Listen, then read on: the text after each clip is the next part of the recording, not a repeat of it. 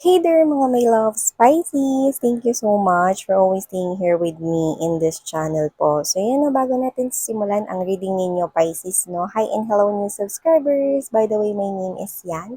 Welcome! At mga returning subscribers, maraming salamat sa patuloy at walang sawa ninyong pagsuporta dito sa channel na iti. So yan nga, wala tayong gender dito, babae, lalaki, LGBT, cross-watchers. You're all welcome here, mga babes. Just take how this resonates with you guys. And of course, you have your free will. Do not forget that. And this is general reading, so it will not resonate to each and every Piscean like you. Kaya naman, no, claim nyo lang yung mga mensahe, like piliin nyo lang if that is for you. So yeah, let's go ahead and check this out. Ano bang mga pwedeng maging happenings or kaganapan here for you, Pisces? So let me just greet and thank spirits and angel guides, your angel guides right here, your angels and guardians, and even Archangel Michael. Maraming salamat for being present here in this reading. This is for my Pisces people. Can you please show me messages for Pisces? What this Pisces needs to know right now? What this Pisces needs to know? Pisces. Meron siguro dito yung parang lagi may dalang panyo. This could be your reading. Or may nakita kayong panyo. Or something to do with handkerchief. Okay? If not, it's okay. Minention natin kasi nakita natin na specifically. So, yeah. Pisces. Pisces.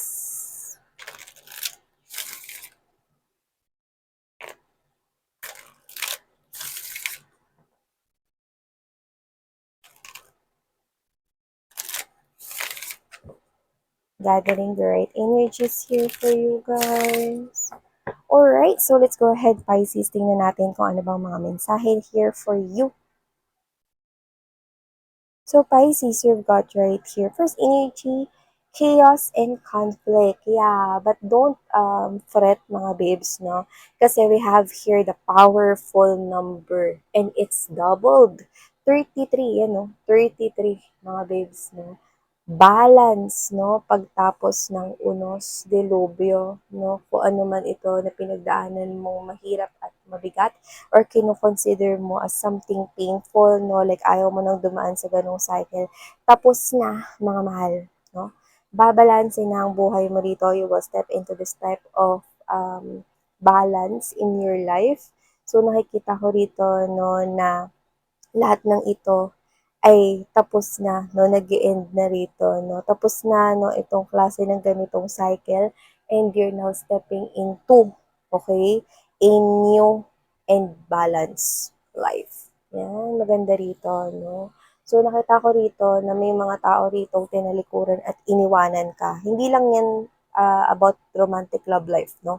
Pwede rin yan sa mga ibang mga situations. But I'm seeing people disappointed you in the past. But I'm seeing that this is already done and these people are no longer, no, na magiging parte pa ng mundo mo. And I'm seeing that this 2024 Pisces, okay, these people, no, is talagang hindi na makakapasok kasi hindi mo rin naman sila papapasukin at hindi rin hahayaan ng mga angels and spirit guides mo na makapasok muli ang mga itong taong ito sa buhay mo. Yan, no? Tapos na yan, mga mahal, no? So, I'm seeing that you've been through a lot, but it's now ending. Okay? So, yeah, we also have here the Yang. Yeah, I'm seeing you with the number 1 right here. This is a new beginning. I'm seeing a very confident Pisces right here. Like, this is you, no? Meron dito magpapa-excite sa'yo. There's this good news right here coming towards you, Pisces, wherein dito lalabas, no, yung um, pagiging excited mo, no, na maipagpatuloy ang buhay mo, no. So pwedeng yan ay isang magandang balita na may kinalaman rito, no, sa kaperahan mo, more likely no kuha natin, no. And Pisces, this is getting louder and louder.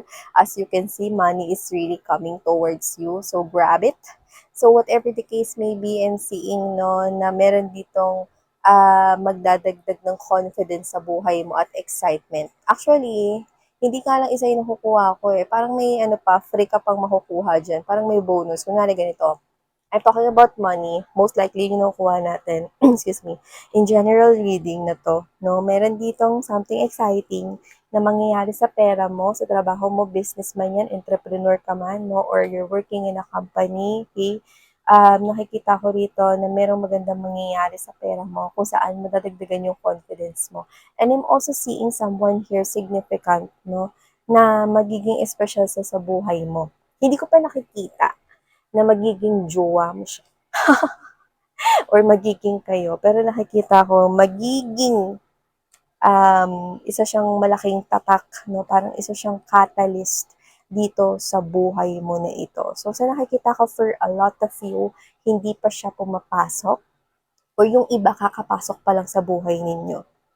This is something new. It's like fresh. Bagong ahon na gulay, no? Mula sa timbang may tubig. Yun yung nakikita. Okay? So whatever the case may be, something here is on fire. Wow.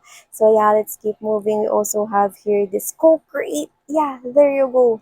You're co-creating this new world together with the universe right here. Wow. So others of you could be in your early 40s or mid 30s kind of thing. Pero let's not get fixed with the age. Pero na-mention natin, no? Malapit ka na ron sa golden egg mo, mahal. Ayun, no, golden egg. So, whatever the case may be, ang golden egg na yan, no? Yan yung parang minamanifest mo together with the universe right here, no? At itong manifestation mo na to, no, makakapagpabago sa buhay ng pamilya mo. Okay? Hindi ko alam, may ganong klase ng strong na energy rito na parang gusto kong mabago yung buhay namin ni Sian. Gusto ko na magkaroon kami ng ganito kasi gusto kong mabigyan ko yung mama ko ng ganito. Nakakakita ko ng ganito. Parang may gusto kong ibigay na parang balik no, sa pagiging mabuti sa'yo. Na parang you want to give back to your parents right here what they've done for you. No? Nung maliit ka pa or meron kang gustong ibalik na mga mabubuti rito na mga gawain, no? Like you wanna share, no? Gusto kong mapaganda yung buhay ko, Miss Yan. Gusto kong mangyari to, Miss Yan. Kasi ito yung pangarap ko. Gusto kong mabigyan yung mama ko ng sariling bahay, yung lupa na matatawag naming amin. Ganun. And something big. It's all about your family. This is you. Your inspiration is your family. And what you're co-creating right here is something great. Kasi kung ano man yan, no, tangay ang pamilya mo. Okay? So, yun nakikita ko rito, no? So, whatever it is that you're co-creating with the universe, they're responding to you. They're listening to you, Pisces. Okay? So, the higher power is listening to you, okay? Because whatever it is that you wish, it's coming from the heart. Yun. Ramdam nila yung intention mo na hindi greedy at makasarili, kundi para yan sa pamilya mo or sa mga taong minamahal mo. Sa mga tao na hindi ka pinabayaan, gusto mong ibalik yon. Okay? Kaya nga sabi ko sa inyo, money is coming towards you, I don't know, but you will use that money to give it back, no? To reciprocate, no? Maibalik lahat ng tulong, lahat ng mga bagay na ginawa sa iyong kabutihan, no? Nang hindi lamang ng pamilya mo, kundi ng ibang tao sa iyo. Ibabalik mo yan. Pakabuti ng heart mo, Pisces, no? Kaya ipinagkakaloob to sa iyo ni universe. So, let's keep moving. Wow! Soulmates right here. So, if you are single right now, you will be single no more. Soulmate is coming in. Okay, so whatever the case may be, isa to sa mga malalaking dapat mong i-watch out this 2024, no? Kasi mga babes, so alam mo ba, ang penguin, okay, isa lang talaga ang asawa niyan. So whatever the case, maybe you will unlock someone's heart. Yan, nakita mo ba yun, no? Ayun, no, yung heart, oh, may parang keyhole kung saan ikaw makaka-unlock ng puso nitong tao na to, no? Or ma-unlock nitong tao na to. Both of you will. So, whatever the case may be, isa sa mga hindi mo nakikitang paparating, no? Na parang tao rito, no? Ibibigay sa'yo sa universe, no? Is yung pwede mo na talaga na maaaring makita as your future spouse, no? So, yung iba, dumating na to sa buhay ninyo, no? Pero hindi mo pa nararamdaman yung tinatawag na, ay baka ito na yung taong for me or whatever. Pero you will definitely find out kasi may mga pagbabago kung nakikita sa emosyon mo sa mga susunod na buwan, no? At makikita mo rito yung isang tao, no, na nasa tabi mo lang pala yung babae or lalaking pakakasalan mo. Taray! Sino yan? At hindi ko alam kung ba't ko nakukuha specifically yung black and white. So, pwedeng mahilig siya. Ganyan lang na kulay yung palagi niyang sinusuot na damit, clothing, or whatever. Or baka favorite niya yung black and white or whatever the case may be, no? Let's not get fixed to that. That's a specific message to someone watching, pero more likely, compatible kayo. Yan, no? So, kahit na parang hindi kayo compatible sa ibang bagay, no, pipilitin yung maging compatible, no, kasi compatible na compatible ang inyong feelings, no, para sa isa't isa. Wow! So, yung iba gumaganda pa lalo yung connection ninyo, no. Communication ay mas lalong nagtitibay para sa mga magjowa dyan. Yan, see?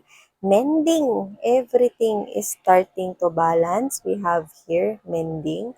So, I'm seeing, no, na bumabalanse na talaga yung buhay mo rito. No, unti-unti na nagiging unicorn ang kulay ng paligid, no. So, nakikita ko rito, no, na gagaling ka sa lahat ng mga napagdaanan mo noon, no. At nakikita ko rito na yung iba specifically, meron kayong papatawarin rito na tao, no, na I do pick up na minsan na kayong naging pamilya nitong person na 'to, o yung iba talagang family member rito na baka nagkasamaan kayo ng loob or baka friend mo na tinuring mo ng kapatid, gano'n, 'no. Parang minsan mo siyang naging pamilya. So, nakikita kong may patatawarin ka. So, kung sino man 'yan, ikaw ang nakakaalam niyan, 'no. Nakikita ko na magiging emosyonal ka sa pagpapatawad na 'yan, 'yan. Hmm, 'di lang ikaw, pati yung taong papatawan mo ng kapatawaran. Yan, no? It's all about peace and calmness, no? Serenity. Para wala na rin binibitbit na mabigat sa loob, no? Nakikita ko dito na hindi lang yung tao yung binigyan mo ng laya, kundi pati yung sarili mo, no? Isa itong pagkakataon, no, para ma-release mo yung bigat, no, ng damdamin. So, wow, Pisces, you're now ready to forgive. Hindi lang yun about romantic relationship. This could be anyone, okay? Who na tinuring mo na parang family to you. And yeah, we have here the loyal heart. Wow, you've got really someone here who sees you as the one. See? There's infinity and beyond. There's unconditional love that's gonna overflow in this type of connection. And this person here will definitely move things into the next level. And this person will, siguraduhin niya, no, na magiging shoulder to cry on mo siya. Lagi siyang nasa tabi mo at hindi ka niya iiwanan. And look at that.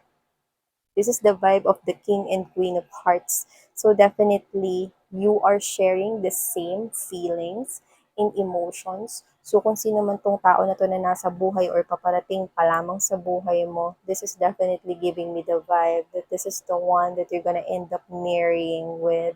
And this is someone here na padala ni universe sa'yo. Co-create is a very powerful energy coming from here. So whatever the case may be, Pisces, this is not something na nagkataon lang, kundi talagang nakatakda ito na mangyari sa buhay mo. Wow! Pisces, claim this already, honey. This is very positive. We have here the fates. See? Kakasabi ko lang, hindi ito nagkataon lamang. Ang fate ay isang other term for destiny. This is your destiny. This is your infinity and beyond. The universe right here is making sure that you're gonna receive this. This is something here that you may look forward here. It's destiny working on this one. And because you're doing, okay, something here to uplift your spirit, okay, you've been through a lot. Okay, pero nalilinis mo na ngayon, no, yung nakaraan mo rito, no? At ito na ngayon ang tadhana here for you guys. Nothing here is coincidence, okay? But this is fated to happen for you, Pisces. So thank you so much, honey, for your time here in this channel. So wishing you all the best in life.